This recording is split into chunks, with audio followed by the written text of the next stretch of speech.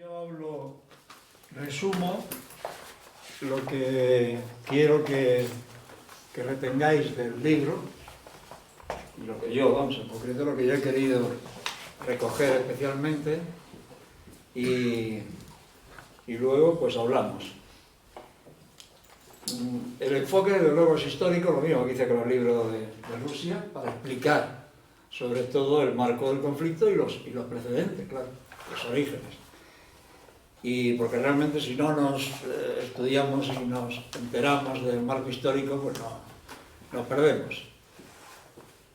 Sobre el Estado de Israel, surgido en 1948, el mejor resumen que se puede hacer tras el atento estudio de sus orígenes, pretensiones, desarrollo y derechos, es que todo es mentira. Todo es o falso o falseado. Todo.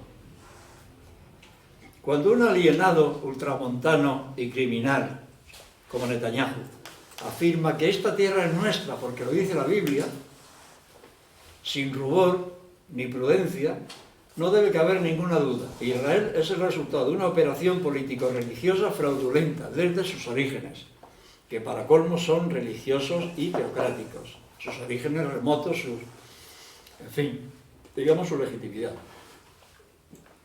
Tengo que decir que el Estado de Israel carece de legitimidad, sobre todo si la basa en la Biblia. Ahora veremos lo esencial, que tampoco necesito explicarlo con mucho detalle, porque la Biblia no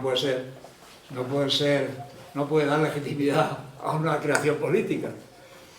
Pero teniendo en cuenta que Israel es el resultado de un proceso colonizador, de una avalancha de colonos europeos a una tierra que no era de ellos, pues no existe legitimidad histórica, o motivos, o derechos profundos. Tampoco es legal. Ahora hablaré de los 3 episodios o 3 momentos históricos de ilegalidad, pero que construye el Estado de Israel. Y no es democrático, porque no puede ser democrático un Estado que maltrata, somete, humilla a 3 millones y pico de palestinos en Cisjordania, a 2 millones y pico en Gaza, que está en permanente guerra con los estados vecinos. La democracia no es votar cada 4 años, es una cosa un poco más exigente, es un estado pirata.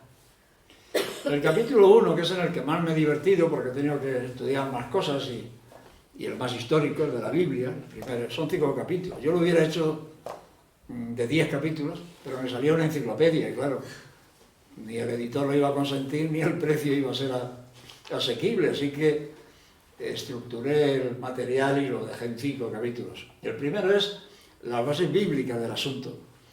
Reviso la Biblia, es decir, el Antiguo Testamento, los 46 libros, bueno, me he leído los primeros, pero bueno, el Antiguo Testamento son 46 libros, para asombrarme de que una colección de textos tan heterogéneos, contradictorios, inciertos, anónimos y en buena medida atroces, con muchísima violencia, puedan, en primer lugar, ser la base que pretende justificar la existencia del Estado de Israel.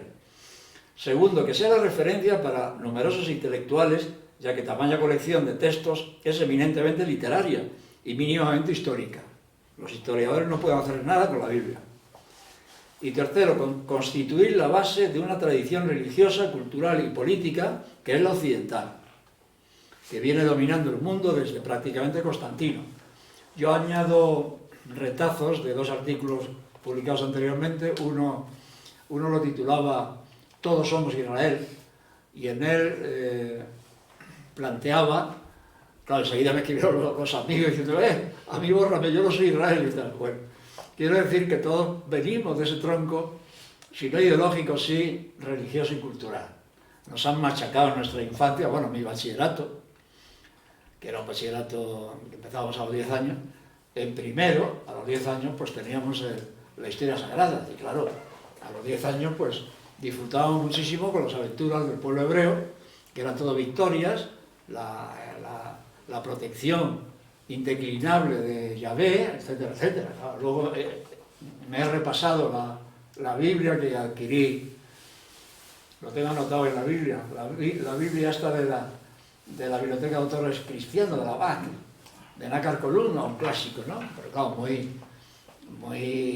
digamos, nacional católico, ¿no? De esos tiempos. Bueno, Y claro, he tenido que matizar claro, maravillarme de esto que decía, que unos textos tan dispares, tan heterogéneos, escritos en épocas tan distintas, de autores que la mayoría no se conocen, que no se conocen con propiedad, atroces muchos de ellos, algunos proféticos que se escriben después de que la profecía se haya cumplido.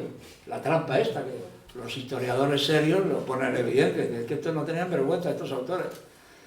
Bueno, como principal objetivo he tratado de poner en evidencia, en este primer capítulo, que las partes esenciales de esa Biblia carecen de historicidad. Moisés, nada en la historia, no hay ni remota idea de que existiera un personaje como Moisés, el del Éxodo, bueno, del Génesis y del Éxodo. El Éxodo, no tanto el libro, sino la peregrinación famosa. El Éxodo es de Egipto, lo de José, lo del el niño, que era José, el niño dejado a las aguas del Nilo, en fin, esa historia de que lo recogen, que tal igual. Una historia que ya está en las culturas mesopotámicas de antes, ¿no? Como lo está el diluvio, como casi todo. Los textos hebreos copian en lo esencial lo que ya existe en aquella cultura, en culturas que eran mucho más importantes. La cultura hebrea era irrelevante. Bueno, así que Moisés, el Éxodo, el Sinaí, la peregrinación de 40 años, ¿acordáis? Por el Sinaí de miles de hebreos, no ha dejado ni un solo rastro arqueológico. Y eso los arqueólogos dicen que esto no puede ser. ¿Cómo no va a haber algo? No encontramos nada. Claro, es que no hubo tal. Josué, el libro de Josué, que sería el sexto, el que sigue al Pentateuco, Génesis, Éxodo, Levítico, Números y Deuteronomio, el siguiente es Josué, que es el líder militar cuando Moisés muere. Es una serie de atrocidades, de genocidios, todos los pueblos que les salen, que les hacen frente cuando van entrando poco a poco por el Jordán, entrando en la historia, en la tierra prometida, pues todas esas batallas, el Josué, el libro de Josué lo dice claramente, y fueron pasados a cuchillo, todos los pueblos pasados a cuchillo, y sus líderes y reyes colgados de los árboles que había por allí. Así lo dice el libro. Ni siquiera hay testimonios históricos que se deban que cuenten en la historiografía, en la historia científica y tal, sobre David y Salomón y su famoso imperio. Nada de nada, fuera de lo que crea la Biblia. De los intelectuales que me sirven de referencia, los que yo he leído para construir mi libro, los intelectuales, historiadores, arqueólogos y tal, que son generalmente israelíes, profesores en las universidades de Israel, donde están bloqueados y peleándose con todo el mundo, pero están ahí. De modo que son israelíes, son judíos israelíes. Bueno, que niegan con la fuerza de la evidencia científica, la historia, la arqueología, la lingüística, con rotundidad.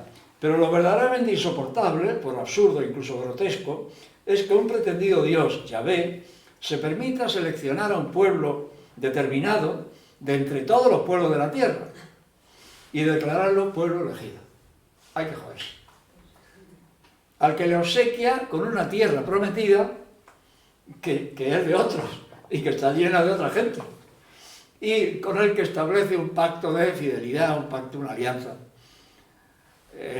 que es: vosotros me adoráis a mí solo, y aparece el monoteísmo histórico con esta promesa, y yo os amparo, os protejo, os doy la tierra que os prometo y tal y cual.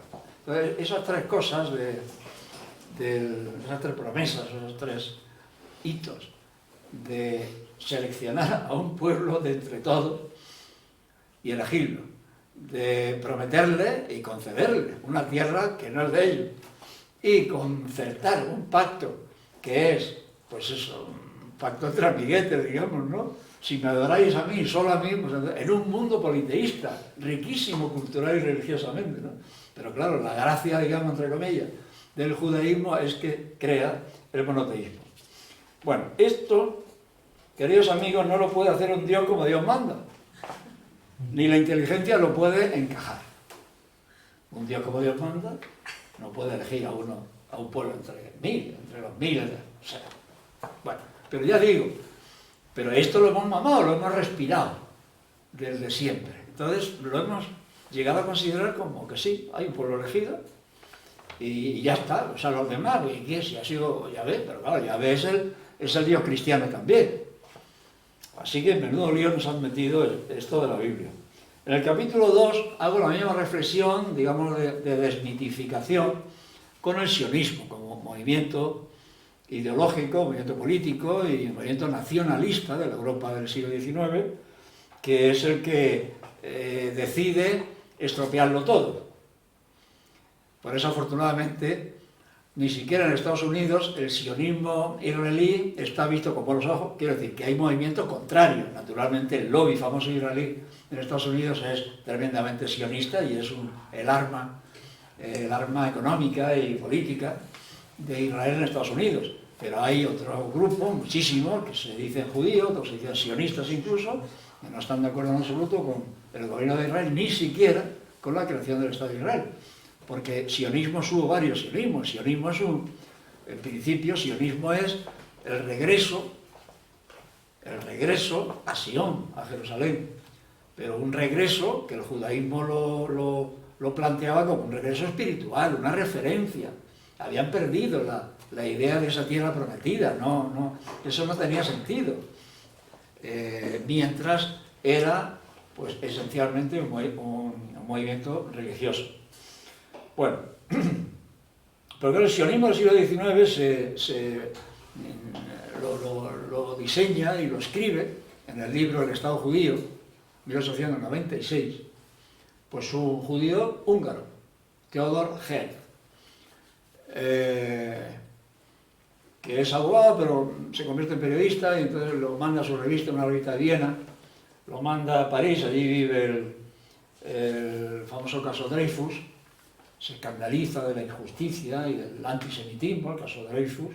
Recordáis que fue, pues eso, se condenó a un oficial del ejército francés con sospechas y con malas artes como espía del ejército alemán. Luego se rehizo el proceso, lo mandaron a la Guayana, pero luego se rehizo el proceso y fue exculpado, ¿no?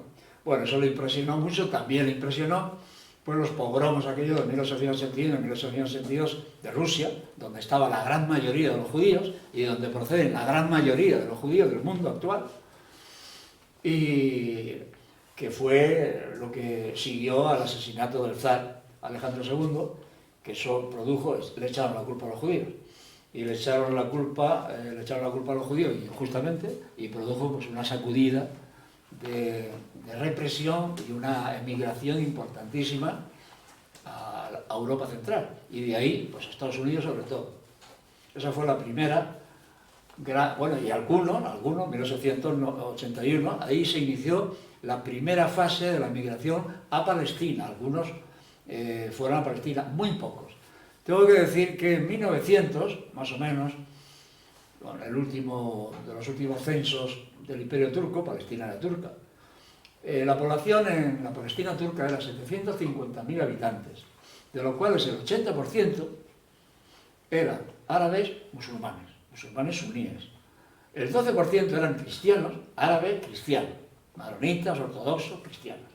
Y un 80% judíos, de religión judía. Generalmente que estaban ahí de siempre, y otros, pues digamos, colonos recientes o migrados recientes, de la última fase del siglo XIX. Bueno, pero antes de Herr y del libro del Judenstaat y digamos, la agitación sionista, ya es Gran Bretaña donde se produce un movimiento diverso de apoyo al regreso a Palestina. O sea, se estimula desde el propio gobierno, en los tiempos de Palmerston, primer ministro de Disraeli, Benjamin Disraeli, que como su nombre indica era judío, sefardí, por cierto, pero se había convertido al anglicanismo, pues entonces, y él hizo su peregrinación a Jerusalén.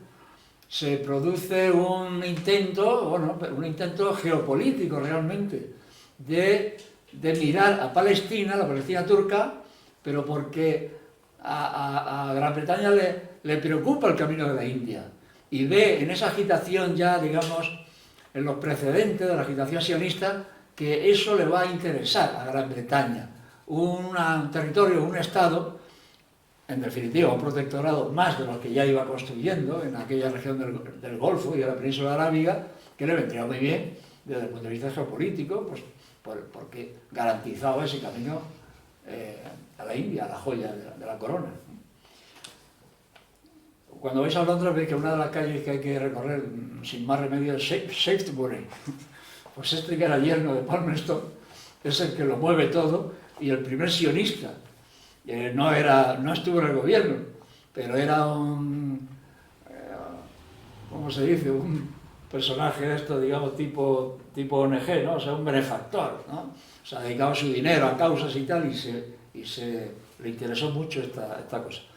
Naturalmente, en general no lo disimulaba, era para quitarse de encima los judíos ingleses, por supuesto. Eso ninguno de ellos lo ocultaron, como no lo han ocultado nunca ninguna confesión cristiana, que siempre hemos aborrecido a los judíos porque mataron al Señor. Bueno, así que, pero es un nacionalismo porque es el momento europeo de los nacionalismos, pero es un nacionalismo racista, hegemonista y supremacista. El propio libro de Herz, el Judenstaat, lo dice claramente.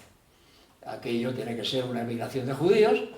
Bueno, el sionismo, cuando empieza a discutir que necesita un territorio libre de los pogromos y de toda esta asechanza y del odio de tantos pueblos europeos y tal, pues empiezan a ver dónde se iría. Y empiezan pensando en Patagonia, donde ya hay, de la emigración del siglo XIX, ya hay muchos judíos instalados. Piensan en Uganda, el imperio británico está dispuesto a regalarles Uganda. Y luego piensan incluso en Madagascar cuando negocian con los franceses. Pero luego ya, cuando discuten, empiezan a celebrar sus congresos, el primero en Basilea en 1897, y ahí ya se plantea, hay sionistas que dicen, no, nosotros la tierra prometida, ¿cómo vamos a ir a Uganda? Nosotros, nuestro derecho y nuestra ambición debe ser la tierra prometida. Entonces ya empiezan a... El propio Herz, que murió joven, murió en 1904, negoció, cuando ya se deciden por Palestina, negoció con el sultán.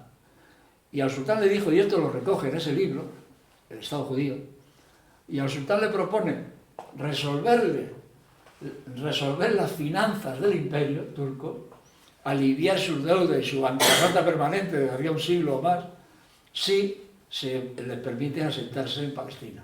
El sultán no entra por ahí, pero bueno, el caso es que de siempre han utilizado, desde el inicio, el sionismo ha utilizado su arma financiera para algo tan esencial como la instalación en esa tierra. No se trata de un impulso colonial, pero bueno, el caso es que ese sionismo se convierte en un movimiento colonial, como los de toda la vida, como los de Inglaterra, en Canadá, en Australia, en la Norteamérica del Este, un movimiento colonial. Y el colonialismo pues tiene dos expresiones. Una es la creación de empresas que explotan esos territorios nuevos, apoyados en el ejército, en fin, con puntos digamos, comerciales, sin más. Y la otra versión, o la otra forma del colonialismo, pues es la expedición de masas de nacionales propios que se van instalando. Algunos van huyendo por motivos políticos o religiosos, pero en fin, es un colonialismo de poblamiento, el otro es de simple explotación. Este es de poblamiento.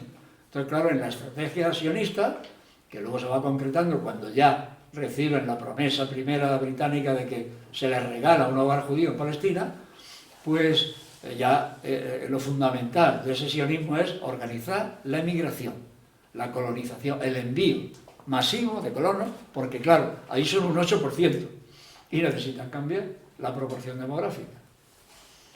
Bueno, así que, y es el capítulo segundo naturalmente ahí, como ya digo que es un estado ilegal, ahí aludo a los tres hitos jurídicos internacionales en los que basa el Estado de Israel su existencia.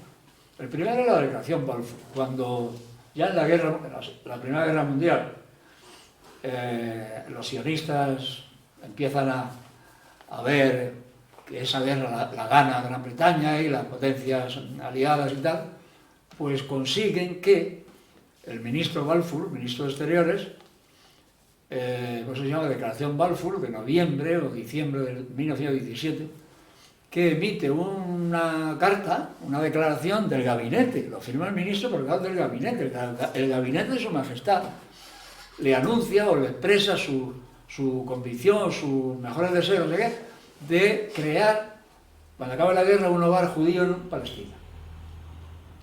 Netanyahu, cuando habla de esto, dice: nuestro fundamento es la Biblia y la Declaración Balfour. Pero claro, la Declaración Balfour no tiene ninguna validez jurídica.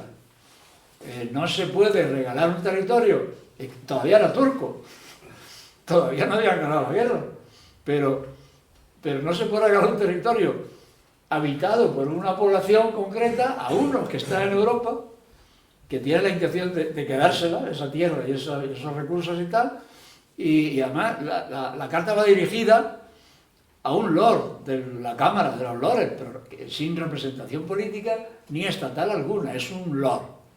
Es el Lord Rothschild, es el tío más rico de Inglaterra, pero no, en fin, no. Una declaración ministerial o gubernamental no puede obsequiar a una persona con un territorio. Es un disparate total. Un disparate total, eso no lo puede encajar en ningún derecho internacional. El segundo momento es cuando acaba la guerra y efectivamente Inglaterra y Francia se reparten el Próximo Oriente contra lo que habían prometido los árabes que combatieron con los británicos contra los turcos, pues se crea la Sociedad de Naciones, la Conferencia de Paz de París, y la Sociedad de Naciones resuelve el asunto de los territorios turcos con un régimen de mandatos, que son mandatos, se manda a las potencias que han ganado la guerra en esa zona, pues para que administren esos territorios y consigan la madurez suficiente para que lleguen a la autodeterminación y la independencia. Eso lo hace Gran Bretaña y Francia con Líbano, Siria, Irak y Transjordania, que es un problema aparte, pero Palestina se queda aparte, la Palestina del Jordán hasta el mar, porque en ese mandato ya se vuelve a repetir lo del hogar judío. Claro, el mandato lo han mangoneado las potencias de París, que son las que han creado la Sociedad de Naciones y las que han redactado el estatuto, digamos, de los mandatos, ¿no?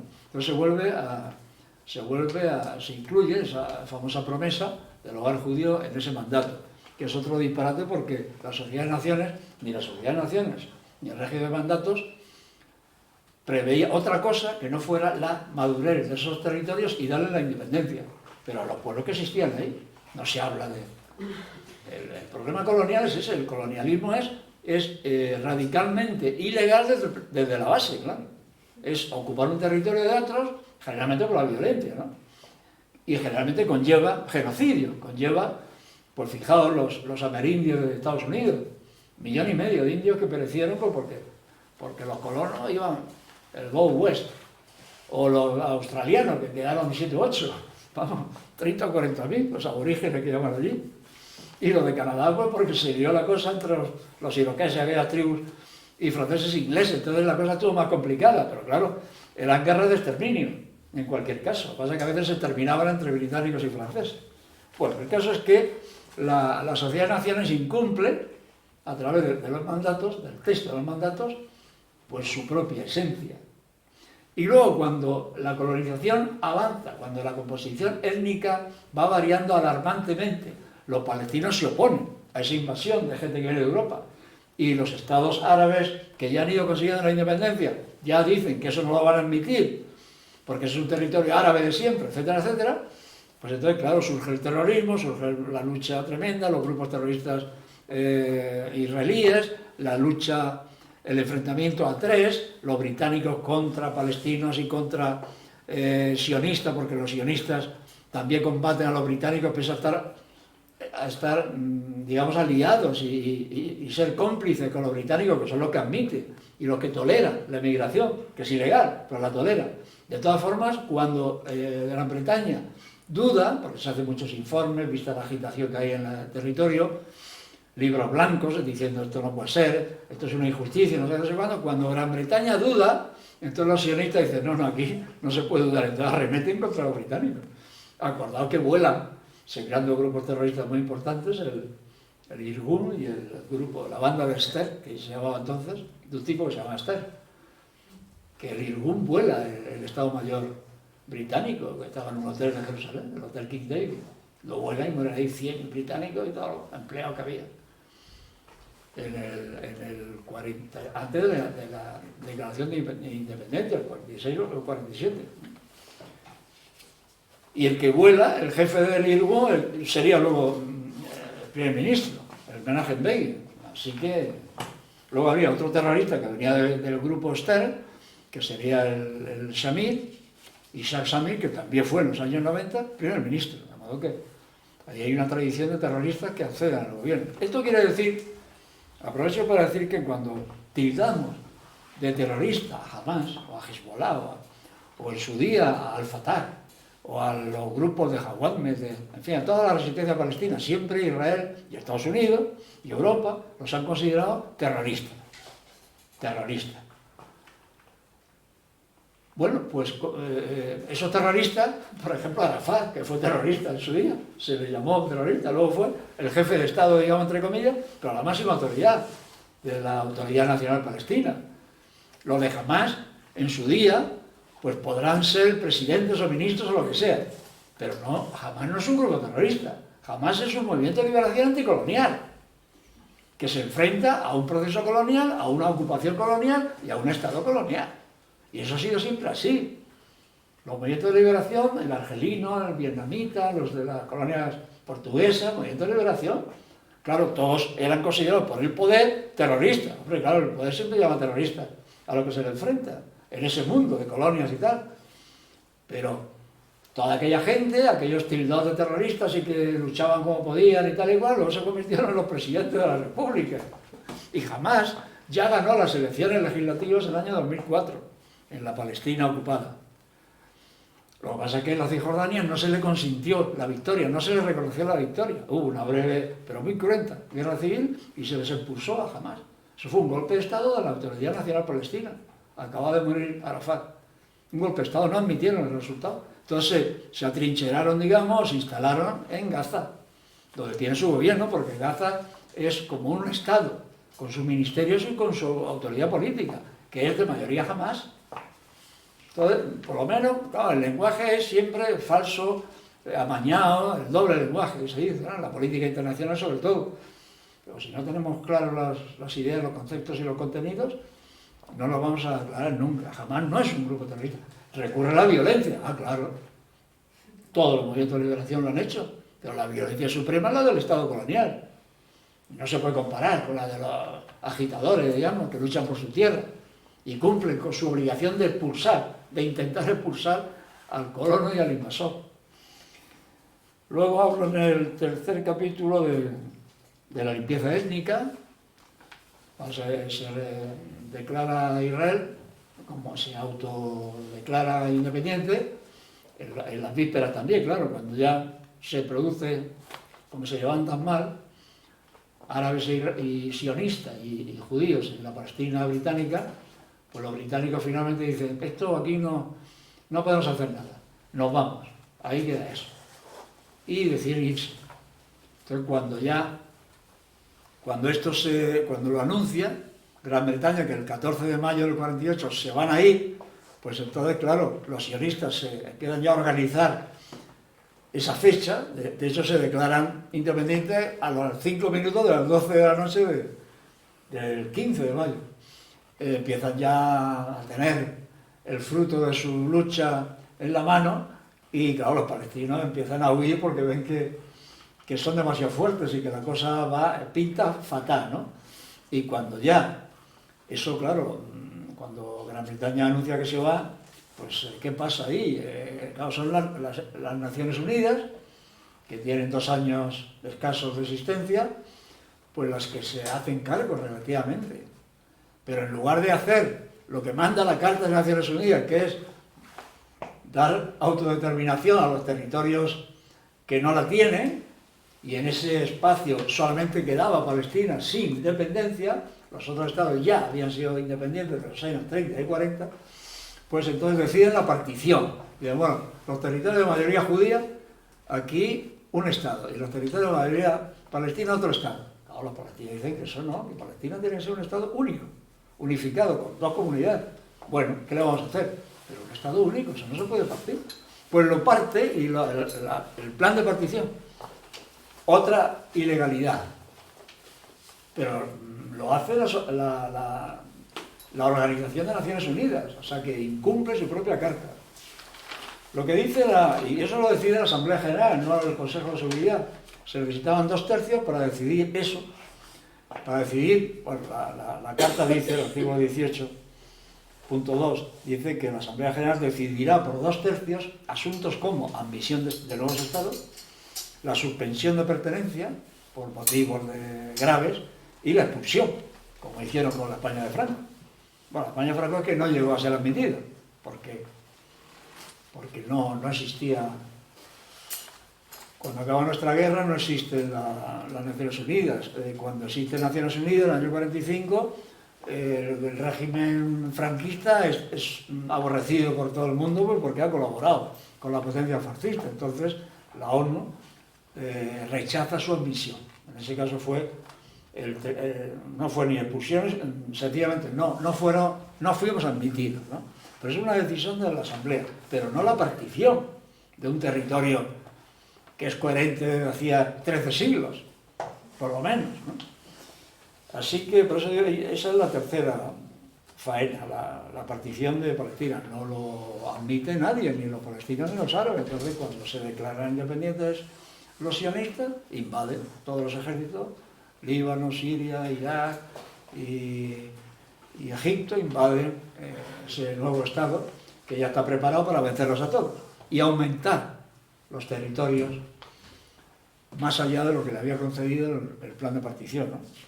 Bueno, y el caso es que en esos años 48-49 salen huyendo, evidentemente huyendo de sus casas y de sus tierras, 730.000 palestinos. Hoy sus descendientes son 6 millones. Y el derecho al retorno no lo puede negar nadie. Los sionistas no quieren ni oír hablar de eso, lógicamente. Si son 6 millones y en Israel hay 7 millones de israelíes, yo me diré. Bueno, pues esa es la Nakba, la catástrofe, porque dinamitaron 500 o 600 pueblos y aldeas, los sionistas en esos meses del 48-49. Y naturalmente si dinamitan tu casa y bombardean tu territorio, como hacen ahora todavía, ahora están empeñados especialmente en liquidar todos los olivos de los campos palestinos, ¿no?, de la Cisjordania, pues te tienes que ir, porque ya no puedes sostenerte en tu casa ni en tu territorio. Aparte de que te están machacando, ¿no? En esos años, 48-49, se producen matanzas pues absolutamente atroces, ¿no? Porque tenían las instrucciones de expulsar por cualquier medio la mayor cantidad posible de árabes de ese nuevo Estado, ¿no? Ben Gurión, el primer jefe de Estado, jefe de gobierno de Israel, siempre lo decía, ¿no? Hay que aprovechar todas las oportunidades para expulsar árabes. No podemos tener un Estado con más del 15% de no judíos. Así que esa es la estrategia. Bueno, luego, aquí en el punto 3.5, al final del capítulo 3, que le llamo menosprecio de lo árabe, prestigio de lo israelí, llamo la atención sobre esa visión tan generalizada, y que tiene que ver con lo que decíamos antes, de que todos somos Israel, tan generalizada y asumida, que contempla a los judíos / israelíes, a esos, como superiores, como más listos, como más influyentes, como más ricos, como súper. Y a los árabes, pues como menos listos, menos influyentes, más sucios, no sé qué. Y eso lo hemos mamado, lo hemos respirado, y cunde. Eso se piensa así, cuando se compara árabes y israelíes, concretamente en Palestina o en el Estado de Israel. Y nos lo tragamos, es decir, no ponemos gran resistencia ante ese hecho, digamos, no hecho consumado, pero sí lugar común. Y nos lo creemos y no... Bueno, eso, por supuesto, la antropología nunca admitirá, la antropología de los libros, la científica, nunca admitirá que una religión, una cultura o un pueblo se definan como superiores a otros o a otros. Serán más antiguos, más evolucionados, más complejos, más no sé qué, pero superiores, mejores, eso no existe en la antropología. En el mundo del Homo sapiens, claro. Pero los judíos tienen ese resplandor, digamos, Bueno, pues todo eso se tiene que acabar, por lo menos en el concepto nuestro y en el mínimo ejercicio de mitificación que tenemos que hacer cada día con las cuestiones internacionales y concretamente con esto, ¿no? El capítulo 4 es el de la guerra, naturalmente, ese abuso, ese cáncer colonial instalado allí de gente que son europeos, ahora explicaré hasta qué punto no son ni judíos ni semitas, pues claro, eso engendra la guerra, primero la de la independencia, luego la de los 6 días, luego la de Yom Kippur, luego todas las invasiones del Líbano, que esta creo que es la cuarta, y guerra, porque ese Estado no puede vivir en paz, nunca vivirás en paz, así remato el libro, con un titular de un artículo que también publiqué yo pues hace 2 o 3 años. Nunca vivirás en paz, Estado de Israel, por tu arrogancia, por el pecado original que tienes al instalarte indebidamente allí y porque nunca te van a perdonar los perjudicados. Te creerás que tienes poder suficiente para poder con el mundo y para ir contra el mundo, pero eso, quítatelo de la cabeza, eso un día dejará de ser así, ¿no? Y el capítulo 5, pues empiezo diciendo que quién es judío y qué es el pueblo judío, que esto es muy, muy importante. Los autores que yo he leído, ahí en el libro yo añado al final, la bibliografía, digamos, obligada de los libros de este tipo, yo ahí pongo 100 textos que son de mi biblioteca, que yo algunos los he utilizado, otros no, pero que los tengo yo y en otros tiempos pues los he utilizado, libros que yo tengo en mi pared, ¿no? Pero de los últimos, yo cito con mucha frecuencia, con mucho interés y con mucha dedicación y admiración a 4 o 5 que son israelíes, y la mayoría están en las universidades de Israel. Uno es de la Universidad de Tel Aviv, que se llama Shlomo San, que tiene 2 libros maravillosos. Uno se llama La invención del pueblo judío y otro se llama La invención de la tierra de Israel, de la Eretz Israel. Invención. No tienen base ni histórica ni genética. ¿Qué pasa con los judíos de todo el mundo? Esto lo explica, pero no solamente este. Hay genetistas y hay antropólogos y hay lingüistas, en fin, que están en esto desde hace 30 años por lo menos. Pero claro, el sionismo trata de asfixiarlos, y además el sionismo universitario, las universidades sionistas o los departamentos sionistas de las universidades, pues claro, tienen una clara mayoría de sionistas que lo explican de otra manera, ¿no? Entonces, ¿qué pasa con los judíos del mundo? Entonces resulta que, ¿de dónde vienen esos judíos? Pues vienen de algo que los sionistas no quieren reconocer, y es del proselitismo judío de toda la vida. Los judíos como los cristianos, han querido convertir al judaísmo a todo el mundo, a todo lo que podían. Entonces, pues siempre se esparcieron por el mundo. Fundamentalmente, esta expansión religiosa empieza con los siglos de la cultura helenística y concretamente tolemaica, porque empieza, claro, en Egipto, la cirenaica y tal, empiezan los misioneros judíos a extender el judaísmo religioso. Y entonces pues aparecen los judíos de la cirenaica, que ahora diríamos libios, los de Marruecos, los españoles, y luego los de Irán, los de Irak, los del Yemen, judíos de religión, pero que no son judíos de Judea, son convertidos desde ese mundo. Y la historia recoge por lo menos 3, que citan y desarrollan estos autores, 3 reinos judíos importantes en la historia, que aguantaron con su judaísmo frente a las vicisitudes del tiempo. Primero hablan, el primero sería el reino de Jimiar, de la esquina suroeste de la península arábiga, hoy diríamos el Yemen o el Aden de ahora, que se convirtieron, eran árabes de etnia, pues se convirtieron al judaísmo. Bueno, os acordáis que Mahoma vive entre judíos y tal, y como era comerciante además, pues se relaciona con cantidad de judíos que hay en la península arábiga. Bueno, pues esos árabes se convierten al judaísmo, el reino de Jimiar, y aguantan ahí frente al Islam y tal, pues el siglo, 2 siglos o tal. Luego se crea un reino maravilloso, duró menos, con la reina Cajina, una mujer absolutamente singular, en la Cabilia argelina, en los montes de la actual Argelia, que también en el siglo VI se crea, el séptimo, cuando viene la invasión árabe, y aguantan frente a la invasión militar y a la invasión religiosa del Islam.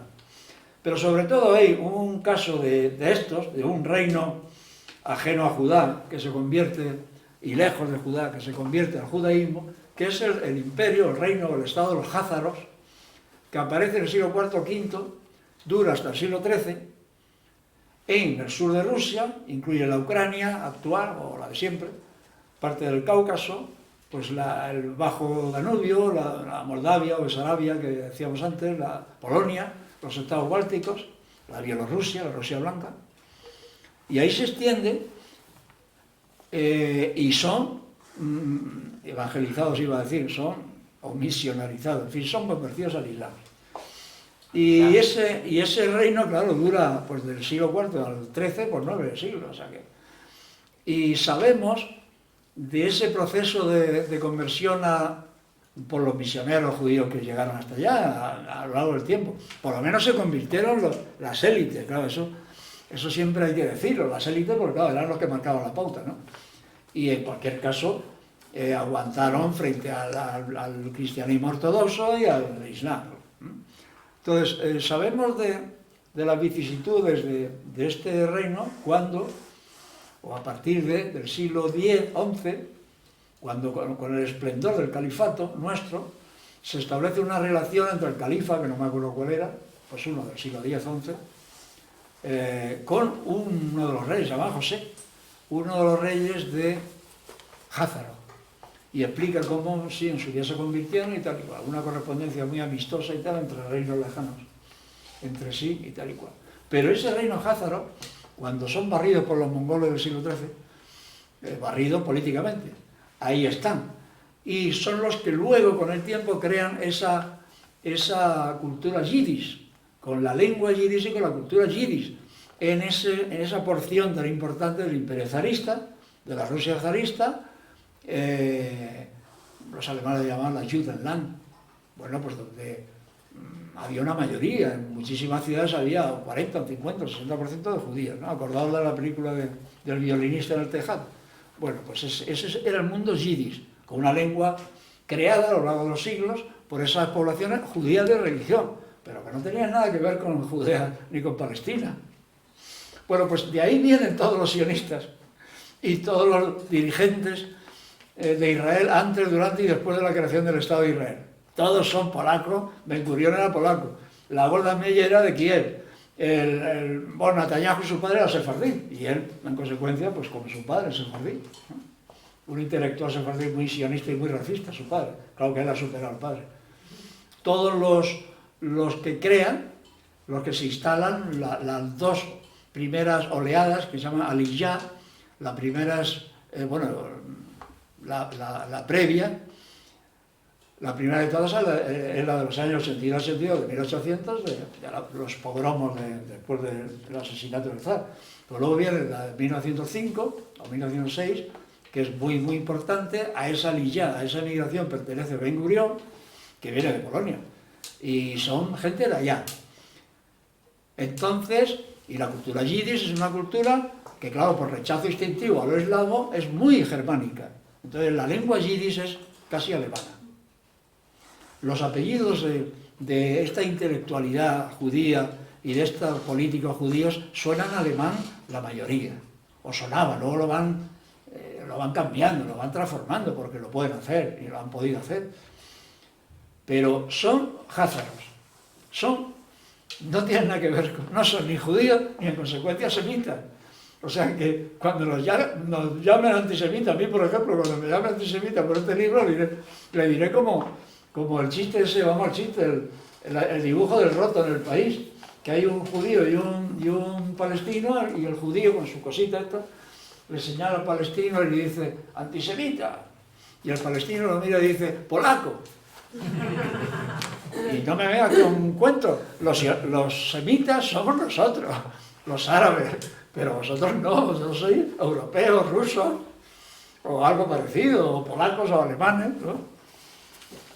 Esto ya, yo cuando salió el libro, ni siquiera me preocupé de verlo, lo he leído después, pero sí veía, mi director de tesis me lo decía, también 20 años después de que saliera el libro, la 13ª tribu de Israel, de Arthur Koestler, un sionista de joven que luego pues abominó del sionismo. Y decía, esta es la verdadera tribu, no las 12 de Jacob, que es todo mítico, bíblico y que eso no tiene sustento material. Esta, que son los házaros, y de ahí viene toda. Yo mismo, el Koestler es un apellido alemán, pues bueno, el mismo. Pertenece a esa 13ª tribu. La 13ª tribu de Israel, que salió en el 76-77. Que anda por ahí, o sea, hay ediciones de ese libro. A mí me lo mandó una amiga por internet. Pero bueno, en cuanto tenga tiempo lo voy a encuadernar, lo imprimo en el cuaderno. No sé si anda por ahí, yo creo que sí. Bueno, así que eso es lo más importante. Hay otro autor, lo más importante, es decir, la desmitificación del judaísmo étnico. Naturalmente los sionistas de Israel andan buscando un ADN suyo porque los sionistas de Israel no admiten que haya habido proselitismo, porque se meten en un lío. Ellos quieren que todos los judíos del mundo procedan de las expulsiones históricas de los judíos de Judea. Y entonces aquí viene el momento de criticar esas dos célebres expulsiones que estos autores maravillosos, que a mí me han ilustrado, pues explican en detalle. Primero, la cautividad de Babilonia. En el año 586, Judea, que ya se ha separado de la parte de arriba, del imperio, digamos, de Salomón, de Israel, se crea Israel y Judea. Israel cayó en manos de los 731, al poco de... Bueno, muere Salomón y se va...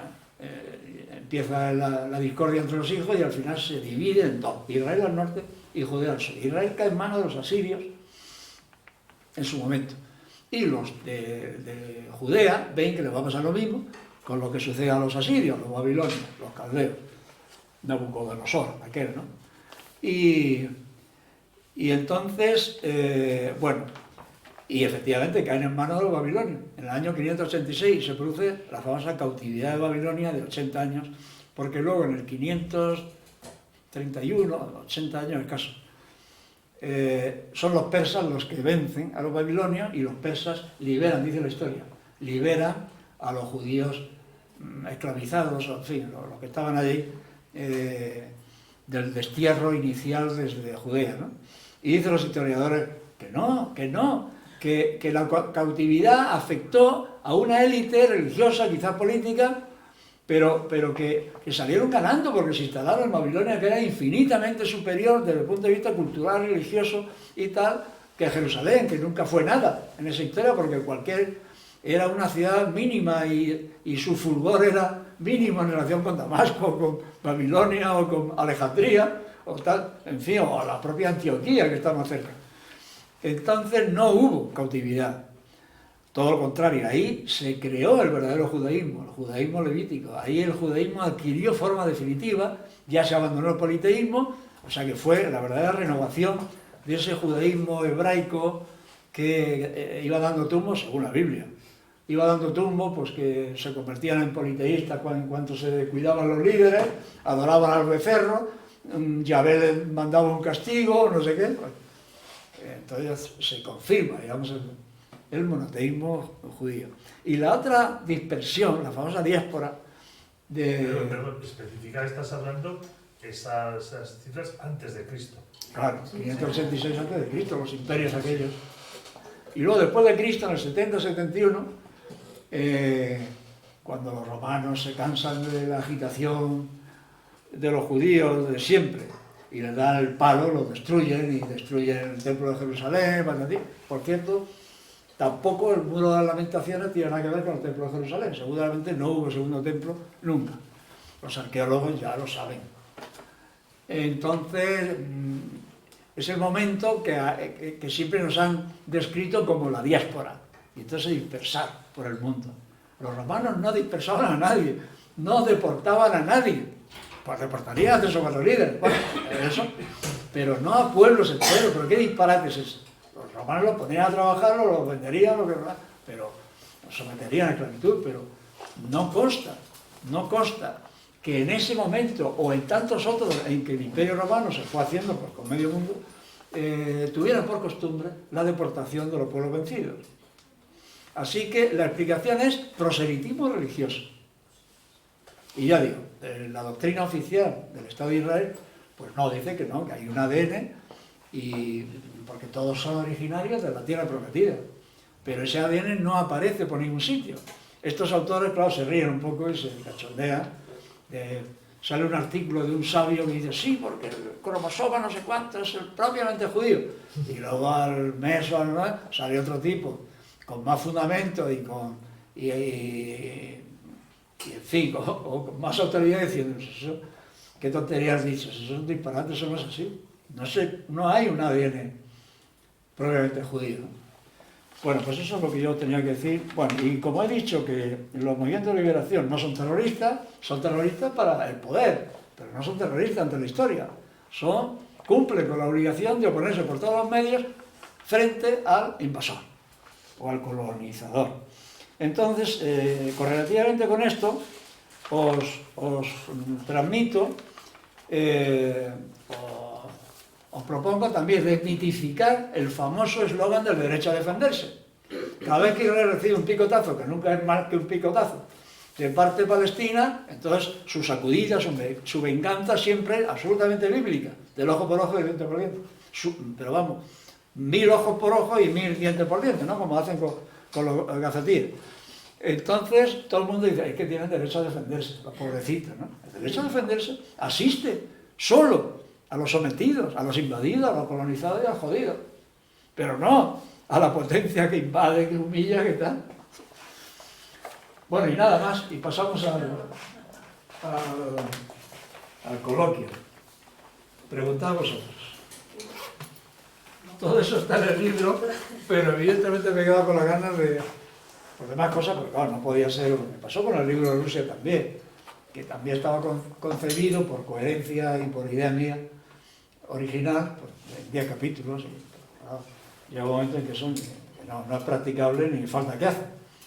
Querer agotar el tema ni reorganizar los textos y que no faltara nada de lo importante, y entonces lo he dejado en 5 capítulos. Aún así, este sale con 50 páginas más que el de Rusia, 394. Pero bueno, además le han puesto un precio que sigue siendo asequible, ¿no? Me he quedado con la gana, pero bueno, pues como me dicen algunos, pues para otro libro, ¿no? Pero no, ya os digo que no.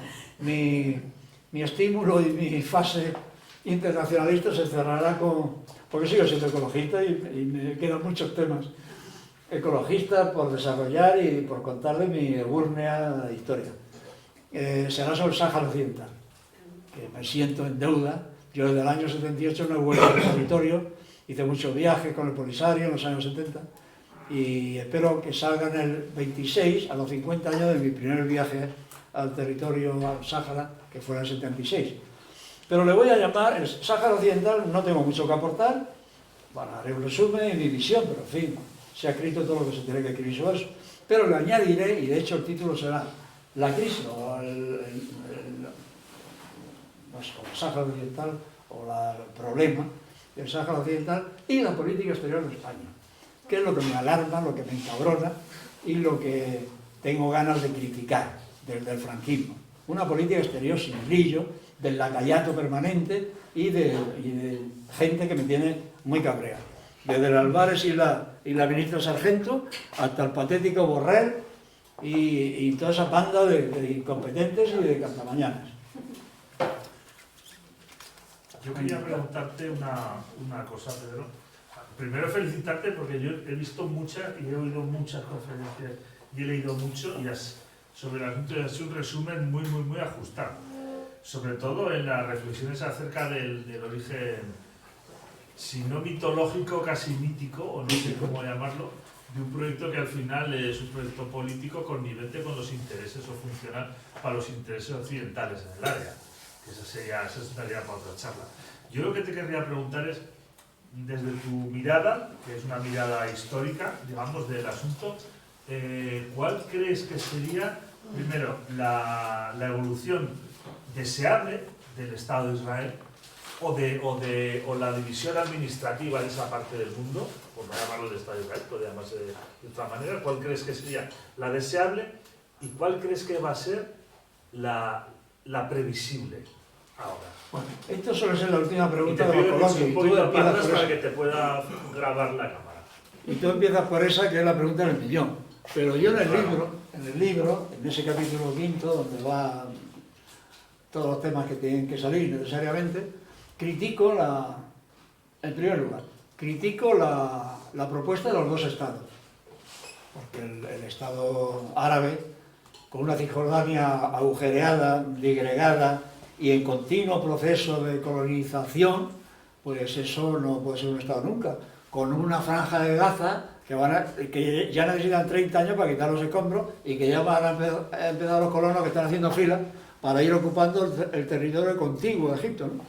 Eso no es un Estado ni es honorable proponerlo. El Estado palestino tendría que ser unificado, Estado único, unificado con dos comunidades, una especie de Estado federal, que es lo que en su día debió de ser y lo que proponían los palestinos que tenían mayoría. Y no, pues hay aquí una comunidad que se nos está metiendo y tal, porque claro, no podemos consentir que el Estado se le regale a esto. El Estado es nuestro, o sea, la mayoría ha sido nuestra, por lo tanto, pero en fin, siempre ha habido judíos aquí, por lo tanto, un Estado binacional, eso sería. Pero claro, los judíos no, los sionistas no quieren ni oír hablar de esto, ni siquiera del Estado, de los dos Estados, ni siquiera con que mucho menos volver atrás. Pero el problema árabe-israelí tiene que ser volver atrás, o sea, para ser mínimamente, si no coherente, por lo menos para enmendar el hierro espantoso en su día de la partición y de la migración y tal y cual, no hay más remedio que volver atrás y situarnos pues antes de la partición o incluso en la partición, pero no con dos estados, sino con un único estado. Los árabes de esa región siempre han sentido, en esa región se crea el nacionalismo árabe, y la doctrina del panarabismo. El centro siempre ha sido Damasco, siempre ha sido Siria. Cuando estás en Siria dicen Sham es Damasco. Cuando estás en Damasco, Sham es Siria. Aquello ha sido ya durante el Imperio Romano. La provincia romana era Siria, Palestina era una subprovincia, Pilato era un subdelegado, diríamos ahora, ¿no? El gobernador estaba en Damasco. Ahí nació el nacionalismo árabe, que por cierto fue cristiano. Los dos primeros teóricos, árabes pero cristianos, uno era ortodoxo y otro era maronita, ¿no? El Michel Aflaq y el otro que no me acuerdo cómo se llamaba, en los años 30 o 40. Entonces, cuando acaba la Primera Guerra Mundial y los árabes dicen a Gran Bretaña queremos el Estado árabe unificado, que ya habían negociado, que nos habéis prometido, a cambio del cual hemos entrado en guerra con vosotros para echar a los turcos. Entonces las promesas de Gran Bretaña al Hussein de la Meca, que era el líder religioso y político en ese momento, todos dentro del Imperio Turco, pero este era el más relevante porque era el que dominaba, el que estaba en la Meca y Medina. Ese Estado que nos habéis prometido, Estado unificado árabe con capital Damasco, lo queremos.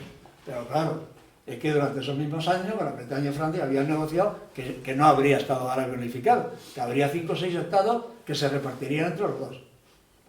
Pero siempre la idea ha sido esa. Entonces los palestinos, el movimiento nacional palestino, se ha sentido árabe y se ha sentido parte de ese Estado árabe que en general se puede decir que se considera como Siria. La referencia es Siria, que no es la Siria actual, es mucho más, ¿no? Bueno. Entonces la idea del Estado unificado es así, viene así de lejos, ¿no? Pues porque el panarabismo ha sido muy importante, sobre todo en los años 60, hasta que empezaron los golpes y las guerras y la aniquilación de ese pensamiento, cuando el Nasser o el Egipto de Nasser, y luego con Gaddafi, con otros, con los iraquíes y tal, pero todo ese mundo ha sido machacado por las guerras sucesivas y ya no hay restos de eso, ¿no? Pero el asunto sería ese, un Estado unificado con dos comunidades o dos naciones. Naturalmente eso no es viable porque no están dispuestos los israelíes, pero, y entonces recordaba yo anoche y en las otras presentaciones cuando sale este tema, yo claro, es que cuando existía la URSS, los palestinos no sufrían tanto, la URSS protegía a Arafat y a la OLP y las guerras no se salían de madre y no sucedían grandes cosas, había un ten con ten, Todo lo que ha sucedido después de la desaparición de la URSS ha sido absolutamente espantoso, no solo para los palestinos, también para los rusos, etcétera, etcétera. Cuando el mundo se ha simplificado con una potencia hegemónica, y claro, cuando solamente hay un cowboy en el pueblo o en la pradera, pues todo el mundo contra la pared. Entonces se necesita, a escala internacional, que cambie la situación, que haya un poco más de equilibrio, que las potencias estas emergentes, alguna de ellas, pueda llegar a medirse con los Estados Unidos. Y si no medirse, por lo menos, pues no sé, o conseguir que haya un polo, aunque sea multipolar, un polo alternativo o enfrentado al occidentalismo. Va muy lento lo de los BRICS. China no se interesa por este mundo, tiene otra política, ve las cosas de otra manera. A Rusia le falta mucho para llegar al poder que tenía y la influencia directa y positiva que tenía la URSS. Y además tiene su guerra particular. De modo que el panorama es absolutamente... o sea, no hay perspectiva, pero si hemos de pensar en cómo sería una solución mínimamente justa, acorde con el derecho internacional y con la historia violada y machacada, pues hay que pensar en un único Estado, con capital en Jerusalén. Si Jerusalén siempre ha tenido dos partes, una árabe y otra judía, de siempre, pues bueno, todos los esquemas, ya durante la Sociedad de Naciones y los primeros años de la ONU, Jerusalén con un territorio hasta Haifa, hasta el mar, pues era internacional, bajo control internacional, en razón de su diversidad religiosa. Y el resto, pues un Estado, pues como hubiera previsto Naciones Unidas, con su proceso de autodeterminación, su referéndum, etcétera, etcétera. Yo no sé, Plota. Me ha llamado muchísimo la atención lo que has comentado, que la dispersión del pueblo judío hacia Europa y América, porque yo pensaba que era un poco como el pueblo gitano, ¿no? Que había permanecido cultural, religiosamente, pero también en grupo. Entonces esta imagen que tenemos, fenotípica, del varón con nariz aguileña, moreno y demás, que es una creación nuestra de la... Sí, lo de la nariz esa es házara, es rusa, o sea, es de eso, los házaras, sí. Pero claro, hay judíos que tienen las narices normales, o sea que... Si es que no hay homogeneidad, bueno, tampoco, homogeneidad en el judaísmo no hay ninguna. La religión, todos estos, los sionistas, todos estos que han protagonizado la historia y los precedentes del Estado de Israel, son laicos o ateos. Netanyahu se jacta de no cumplir ningún precepto judaico. Sin embargo, apela a la Biblia como fundamento de su legitimidad histórica. Pues se va así de descarado. Y cuando decimos que el judaísmo, si no es étnico, pues es religioso y cultural. Pero claro, cultural, la diferencia entre un judío de Marrakech y un judío de Kiev y un judío de Estocolmo, de toda la vida o de toda la vida, pues es que no hay semejanza, ni siquiera culturales. Hay una cosa vaga, ellos sabrán qué, pero claro, se considera judío, porque se ha alimentado un vínculo, ¿no? Pero, primero, no es étnico. Segundo, desde el punto de vista religioso hay que desmitificar eso también. Los intelectuales judíos maravillosos de toda la vida, todos son laicos, o fíjate más, o Freud, esos no son judíos practicantes ni nada, ¿no? O Chomsky. Así que el intelectual no puede ser religioso, ni con Yahvé ni con los demás. O sea que, pero vivimos esa mitificación tan espantosa que ya digo, cuando te lanzas a escribir estas cosas, claro, necesitas un asidero, ¿no? Y yo he disfrutado viendo cómo los intelectuales israelíes lo tienen clarísimo. Y están ahí a palo limpio con los ortodoxos sionistas, pero que lo tienen muy claro. Hay uno, se llama Norman Finkelstein, tiene dos libros maravillosos. Uno es Imagen y realidad del conflicto árabe-israelí, palestino-israelí, y otro anterior se llama La industria del holocausto. Este está instalado en la Universidad de Chicago, me parece. Finkelstein, es un apellido alemán, pero bueno, es judío. La industria del holocausto. Entonces, está a palo limpio con todas las organizaciones sionistas que siguen sacándole el pringue a los Estados europeos, a los bancos y a todo el que pilla por la historia del holocausto y de los perjudicados y de las indemnizaciones que no se acaban nunca para estos. Porque siempre inventan algo, ¿no? Que si hay cuentas que quedaron allá, que si hubo un grupo que no sé qué, no sé cuánto, y claro, ya no hay ningún superviviente del Holocausto. Pero estos son activos casi como el primer día. Y este los machaca, los pone a parir. Concretamente, arremete con ese intelectual, ya no sé si fue el Premio Nobel de la Paz o de Literatura, Elie Wiesel. De la Paz.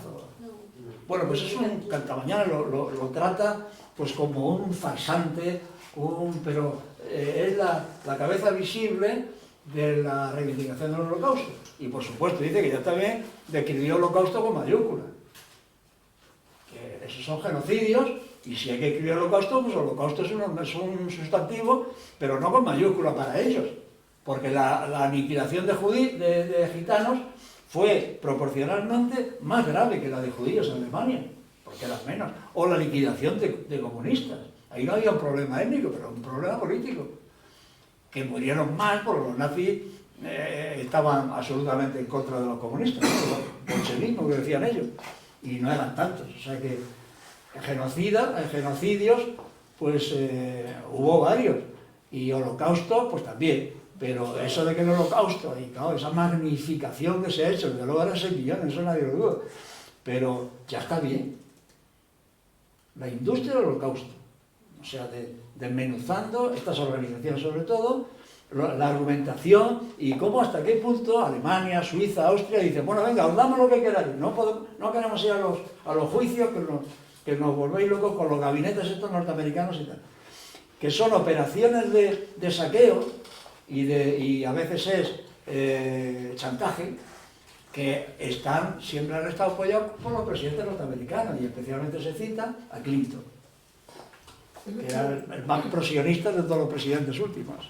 Bueno, hay que destacar que Finkelstein, su familia, fue destruida. Sí, lo cuenta en la introducción. Eso es que es alguien que no sepa de qué va. Sí, la introducción es pavorosa, y es una confesión que, joder, este sabe lo que dice, y luego no se le puede acusar de antisemita, ¿no? Porque cuenta todo de su familia. Él era polaco de Lodz, claro, polaco, pero claro, él nació allí, claro, él era, o nacería después, en fin, la historia de los padres, sí, Finkelstein tiene una historia muy, porque luego él cambió de un sitio para otro, y él, claro, conoció bien las comunidades judías en Europa y en Estados Unidos, y su testimonio es muy valioso y muy brillante. A mí me gustaría, por dinamizar esto un poco, hacer una pregunta, pero no a ti. Hacer una pregunta a alguien de esta sala que ha estado excavando y que ha hecho arqueología en Israel. Y quiero que nos cuente hasta qué punto la ciencia y todas las disciplinas científicas están orientadas a justificar la existencia de un Estado y la existencia de un pueblo y la existencia de una historia que a lo mejor no ha existido. Y es Monse. Monse ha estado varios años ahí excavando. Solo con contaros que existe un gran instituto de arqueología bíblica que soporta el 98-99% de las excavaciones arqueológicas del territorio de Israel, y se llama arqueología bíblica. Solo pretende refrendar datos que existen en la Biblia, que se refrendan, porque la Biblia es un compendio de historia y mito. Entonces, bueno, pues allá hay... Pero eso está soportado por el Estado. Ya me gustaría a mí aquí que hubiera un Estado potente que soportara la arqueología de España en su gran amplitud de pueblos y etnias y épocas, ¿no? Israel, yo no sé si tú has estado allí, pero Israel es un país, un territorio, pero como Estado y como cultura contemporánea, absolutamente desquiciado. O sea, yo lo he disfrutado de Israel a lo loco, porque me iba a hacer arqueología y yo lo he disfrutado muchísimo. Pero es esta incomodidad vital de decir, ¿cómo vive la gente aquí? Ya hace 25 años que no estoy allí. Pero muy loco, muy loco. Yo llamo la gente armada por la calle, los niños y niñas haciendo el servicio militar, absolutamente concentrados. La colonización la ves de año en año. Yo estuve yendo 6 años. Entonces tú veías cómo iba al norte de Galilea, además, que era una zona de colonización en expansión, o sea... Y entonces, bueno, pues tú veías cómo crecían pueblos y pueblos y casitas de gente. Lo que a mí más me choca ahora, también viendo los acontecimientos históricos, conociendo la historia, habiendo visto cómo es el país, y cómo es la gente, que por supuesto hay de todo también, hay de todo. A mí lo que me alucina es cómo puede vivir una gente sana y normal allí. A mí lo que me alucina, yo tengo amigos y amigas y no sé cómo sobrevivir a este estado, en este sitio. Porque la tensión y la presión de reivindicarse es continua, permanente, contra el otro, o sea, eso está. Luego por otro lado es una gente muy hippie, me acuerdo de los kibbutz y todas estas historias, y muy acogedora. Entonces es que están absolutamente desquiciados, es una esquizofrenia colectiva muy gorda la que tiene esa sociedad. O sea, yo decir, todo el proceso histórico y todo esto lo podemos analizar, ver de dónde viene, dónde va y hasta dónde tal. Pero es que allí vive gente todos los días en este ambiente, y ahora porque hay ya una escalada de violencia tremenda, ¿no? Siguiendo la línea que venía siendo, que si no nos podemos sorprender. Pero, ¿y la gente normal? Pues claro, hay mucha gente anormal, para mi gusto allí, mucha gente desquiciada, mucha gente muy tarada, porque el medio ambiente no es habitable, ese sitio no es habitable, es un país precioso, tiene un compendio de culturas que lo ves allí, tiene un compendio de patrimonio, de historia, pero dices, ¿cómo vamos a vivir? ¿Cómo vas a vivir aquí? ¿En qué regiones estuviste? Yo estuve siempre en Galilea, en el norte de Israel, en una ciudad bíblica, excavando. Su edad de hierro, su edad de bronce, es historia de Salomón, que sé que estuvo Ramsés, que tenía cuneiforme, bueno, las cositas. Y además era un campo de trabajo de la universidad. Yo fui con un convenio de la Universidad Complutense con la Universidad de Jerusalén, pero además allí van voluntarios que pagan, son campos de trabajo, pero de pago, pagan. Entonces teníamos grupos muy diversos. Teníamos grupos, el más alucinante era el grupo de los estudiantes para pastor baptista de Carolina del Norte. Y entonces, esa gente que está en formación religiosa para ser los pastores de sus comunidades, tienen como una práctica en la que van a Israel y contribuyen a aquello para hacer arqueología bíblica, por supuesto. Y ahí estaban sacando cubos de tierra y una gente muy maja para estar en un campo de trabajo, pero tú dices, estos también tienen una pedrada gorda. La tensión religiosa, ¿cómo te diría yo?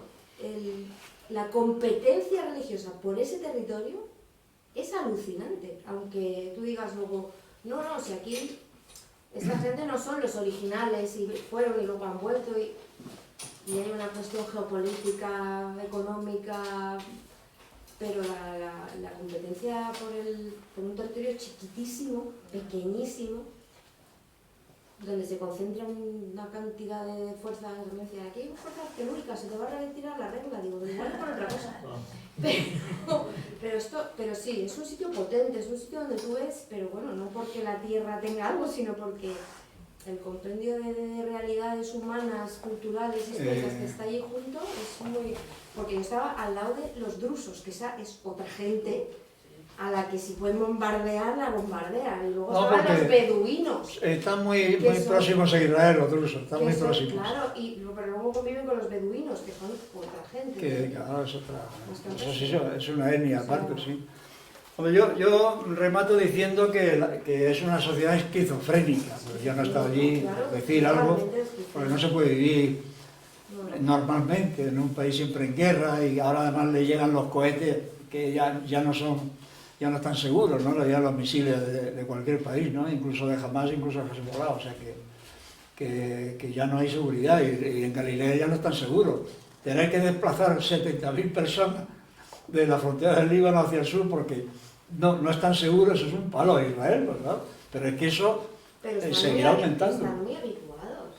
Están muy habituados, no os engañéis, ahora pueden, qué tragedia, nos tenemos que desplazar, están muy habituados, porque ellos Israel cogía los helicópteros, soltaba los bombardeos en el sur de Israel y desalojaba una franja enorme para decir, bueno, que ahora vendrán ellos.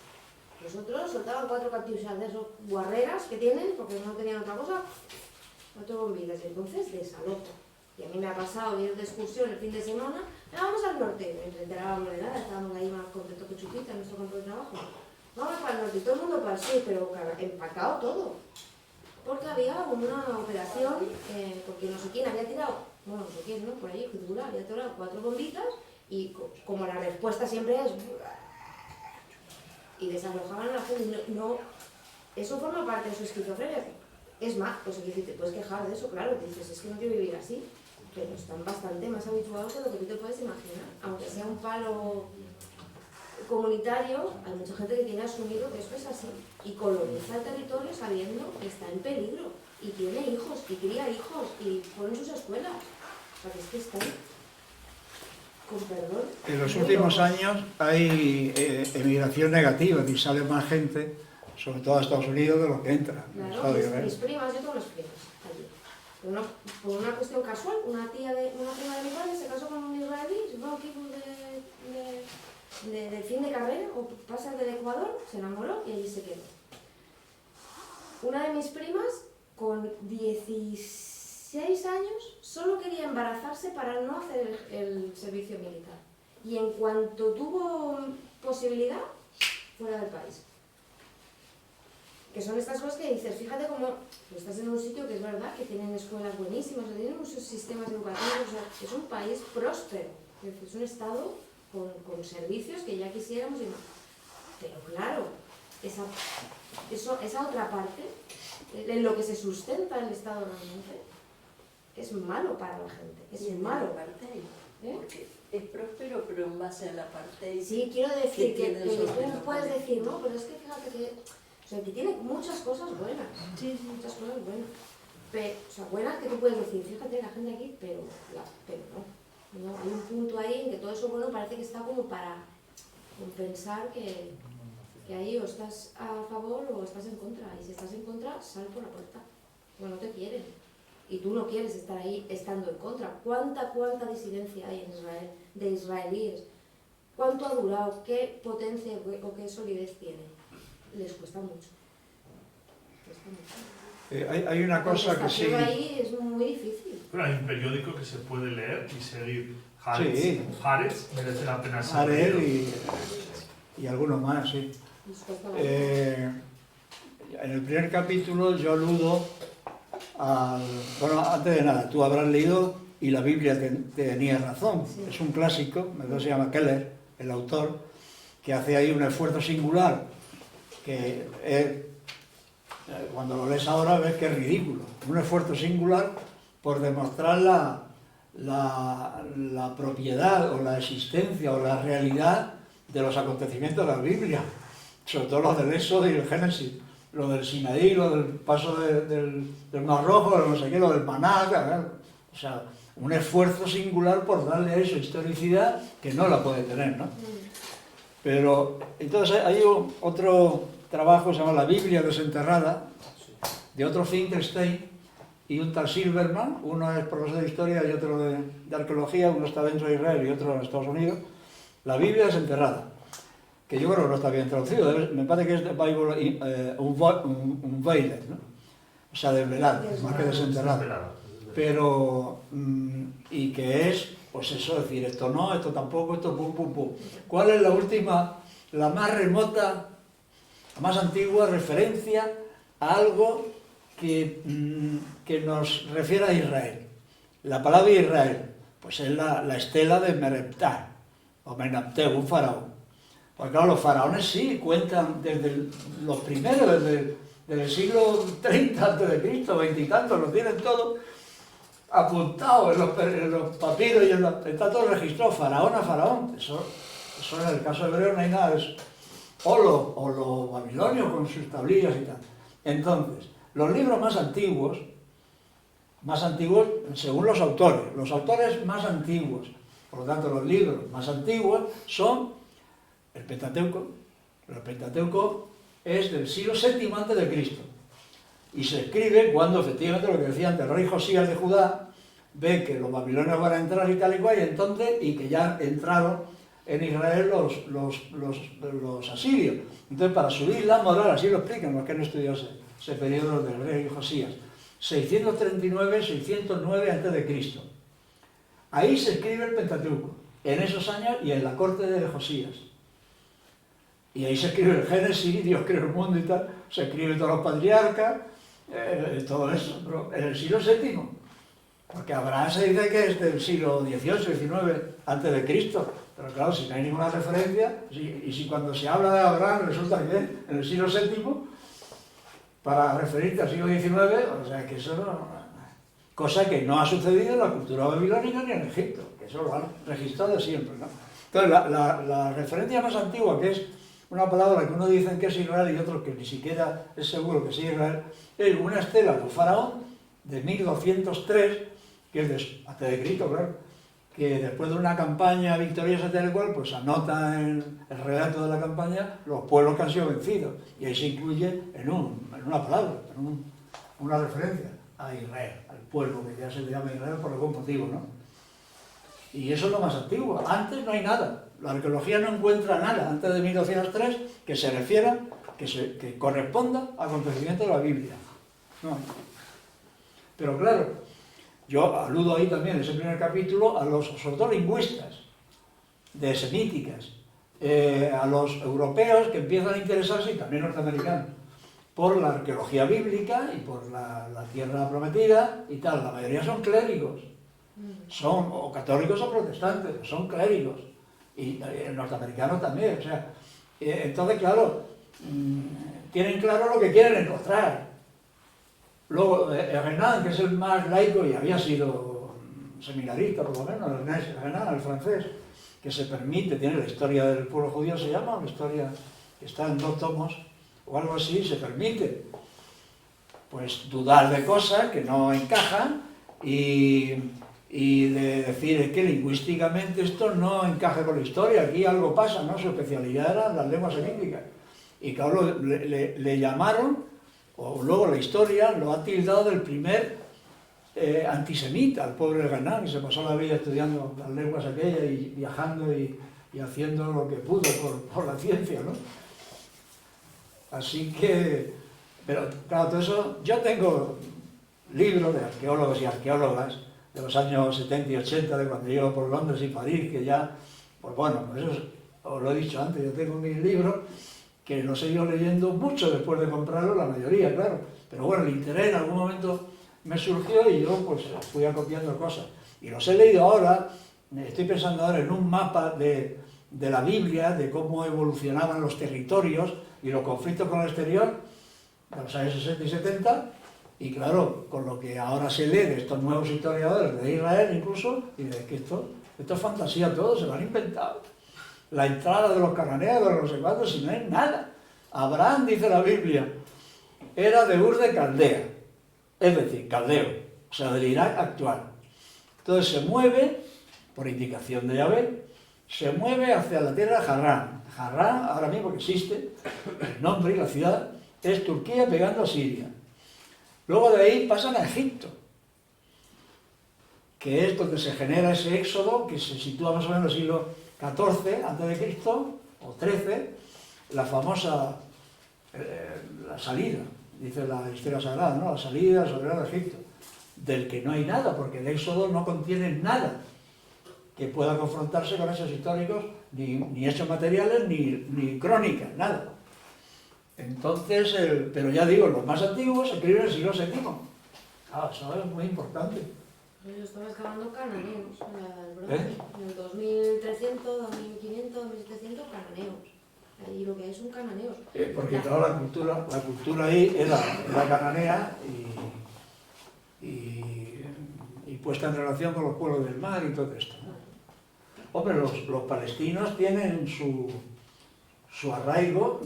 Los palestinos son los filisteos, filistín, en árabe es palestino, ¿no? De modo que ellos se refieren a ese antecedente que casi que es más antiguo. Los pueblos del mar, pero esa referencia es de 1200 también. Claro, sí. Es que, no, claro, referencias escritas, pues ahí en el cuneiforme, las tablillas y todo esto, pero es que también reciente, te quiero decir que esa tierra está poblada por una gente, las ciudades existen, las ciudades existen, están nombradas sobre todo por los faraones, porque las que ellos exploran, conquistan y demás, sí. Y entonces la referencia, pero bueno, ya han quedado nombradas así, pero ¿cómo se llamaba la ciudad en el 2700? Si no está nombrada más que 1000 años más tarde por el faraón. bueno, pues llamaría como se llamase, si no encuentran la tablilla que dice, hola, estoy en Calamonte. Una de las cosas que dicen estos historiadores es que... Entonces, claro, es que la arqueología, vosotros sabéis lo que es la arqueología, de que basar en arqueología determinadas cosas es complicado, o sea, con evidencias que tú puedas certificar, mira, esto es así, que coincida con una fuente y tal. Eso sí que es mítico, ¿no? O sea que estamos frente a un problema que intenta basar, ahora tenemos un problema de derecho internacional y de equilibrio mundial basado en dos disciplinas o dos. Una es la arqueología, que no ofrece ninguna garantía de Bueno, las ¿cómo he dicho hipótesis. No, la arqueología que no ofrece ninguna garantía va por su camino, de la existencia de ese Estado. Y por otro lado, la religión. Bueno, pues es que los judíos parece como que son de, vamos, antes de los dinosaurios. Es decir, y claro, no, es que hay historia antes de... Primero fue España. No, eso era Judea, en Israel. Ahí. Primero fue España. ¿Qué iba a decir que se me ha ido de las referencias estas antiguas y tal? Bueno, que todos estos combates de Josué cruzando el Jordán contra los pueblos cananeos de la Canaán, dicen, pero vamos a ver, si todo aquello era zona de influencia egipcia, no se podía hacer nada sin la intervención egipcia, todo eso es mítico. O sea, no era tierra de nadie, pues siempre la Palestina ha sido, pues es un lugar de combate, de encuentro y de hostilidad y de batalla. Acuérdate de la batalla de Kadesh, también del siglo XIII, que el siglo XIII en ese mundo es maravilloso. Entre los imperios babilónicos, el predominante, el que fuera, y Egipto, claro, esas eran las dos realidades, y en medio estaban los hebreos, judíos, saltanos. ¿No es su salida al mar Mediterráneo, no? ¿Eh? Es su puerta al mar Mediterráneo. Entonces, el conflicto está servido.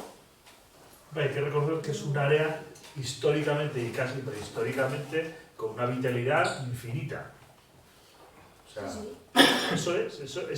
esa parte del mundo sí que tiene ese aspecto, que es innegable.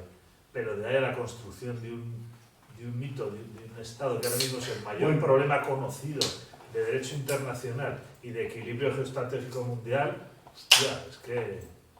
Por supuesto, el derecho internacional no prevé que una religión deba de constituirse en Estado. No cabe. Pero el Estado de Israel es eminentemente religioso, el origen y la definición. Y la ley de 2018 de Netanyahu, que ya gobernaba Netanyahu, que se llama Ley del Estado-Nación del Pueblo Palestino, lo que establece es que no podrán ser ciudadanos israelíes los que no sean judíos. Se supone que deberían. Ellos ya tienen desde el año 1950 la ley del retorno, digamos que establece el derecho de todos los judíos del mundo a retornar a la tierra prometida porque salieron de allí, y en el 52 la ley del pueblo judío, la definición, entonces se habla de los padres, las madres, los abuelos, no sé qué, para establecer quién es judío en función de los padres o los abuelos, ¿no?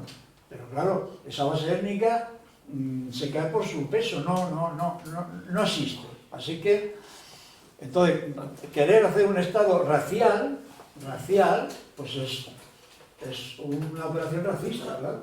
Pero eso es lo que ellos quieren. Una teocracia. Bueno, pero racista. ya tenemos, si son laicos y ateos, hay que decir teocracia es mucho, ¿no? No, sí, de hecho, No llega a ser. los ortodoxos, ultraortodoxos no reconocen el Parlamento, es decir, están ahí, son una cápsula, es una de las locuras de Israel, o sea, los más judíos entre los judíos, los que son más ultraortodoxos o super ultraortoprácticos, yo no sé lo que creen, pero vamos, que lo llevan y van con sus vestidos estos de hojáfalo Esos son los que yo digo. Pues esos no reconocen. Esos no Para son que veas, para que socialistas. veas. Es decir, que son un ente ahí incrustado. Y de hecho, lo que hemos comentado antes, igual que convocamos, a mí me gustaría convocar la memoria de parte de mi familia judía que sobrevivió al Holocausto y que son antisemitas, o sea, son antisionistas. O sea, mi familia se estaría revolviendo ahora mismo pensando que el Estado de Israel es capaz de cometer los crímenes que comete y que su propio pueblo lo sufrió.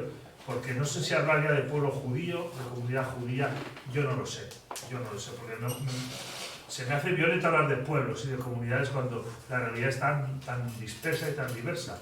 Pero el pueblo judío, por llamarlo de alguna manera, no es Israel, ni el Estado de Israel. Es una realidad difusa, si quieres, compleja, pero que con creces muy superior a algo tan nimio como un Estado convertido en un maldito cuartel, como he dicho antes. O sea, no hay que confundir nunca. A mí me molesta mucho cuando dicen, es que los judíos, es que los pactos. No, es que no es eso. No es eso. Es el proyecto sionista. El problema es el proyecto sionista. Un proyecto básicamente europeo y que le ha cargado el muerto. Del Holocausto. Y el problema de la Alemania de los años 30 le ha cargado el muerto a un pueblo que vivía tranquilo en un sitio que se llamaba Palestina. Donde llevaba viviendo con puentes por lo menos 2000 años. Es que es gordo, un problema europeo y sí alemán, un problema alemán trasladado, porque sí, a orillas del Mediterráneo. O sea, tú lo reflexionas y dices, esto no. O sea, es que aquí hay un pecado original del año 48 muy gordo. Hay un acontecimiento muy... Y el resto de estados árabes, que no sé, estados árabes potentes, ¿no? Pasamos el pueblo saharaui, que no tiene ayuda de prácticamente nadie. No hay cierto recelo hacia el pueblo, no se les ve, no más que a Líbano y demás, en apoyo a Gaza ahora mismo. O es que al público en general no nos llega esa información. Siria, Jordania. Los estados árabes han recibido tantas palizas de Israel Los potentes. y luego han ido perdiendo su... Antes se aludía al nacionalismo árabe, no existe, panárabe no existe. Luego han ido tomando los regímenes progresistas, han sido bombardeados, ocupados, invadidos y machacados, como ha sucedido con Irak, con Libia y con Siria, que han sido siempre los exponentes de dignidad panárabe. Han ido ganando protagonismo las monarquías blasfemas, integristas pero blasfemas, del Islam, del Golfo, y cuando sucedió lo de Gaza, el 7 de octubre, al día siguiente estaba previsto que Arabia Saudí establecía relaciones diplomáticas con Israel, después de haberlo hecho todas las satrapías del mundo árabe, Marruecos, Bahrein, Sudán y Emiratos. Ya Jordania, ya Egipto, Arabia Saudí y Siria, honestamente, se la trae floja lo que le pasa al pueblo palestino. Como a sus élites. Jordania Los siempre, pueblos no. Jordania siempre ha sido ha dependido del Imperio Británico, que fue el que la creó indebidamente, separándola, partiendo la Palestina turca, y siempre con fuerzas británicas. Y cuando ha intervenido en la guerra, ha intervenido de mala gana y con un acuerdo previo con Israel, de no llegar a las manos, digamos, de no tener conflictos importantes, ¿no? Bastante tiempo tienen en amargar la vida a sus propios pueblos como para defender a sus hermanos palestinos. La cualidad miserables. Bueno, pues Dicho lo cual, podríamos Jordania pasar fue uno de a... los únicos países al que se podía pasar solo por uno de los pasos fronterizos, pasar como turista habiendo pasado en Israel. En el Líbano no entras. Y en Egipto, pero a Jordania fácilmente. Vas, vienes y sus acuerdos son de otra manera. El largo brazo de Israel, que me impide a mí entrar en las sinagogas. ¿En serio? Es muy interesante, Pedro. Menudo repaso. bueno. Bueno, pues un aplauso. Muchas gracias.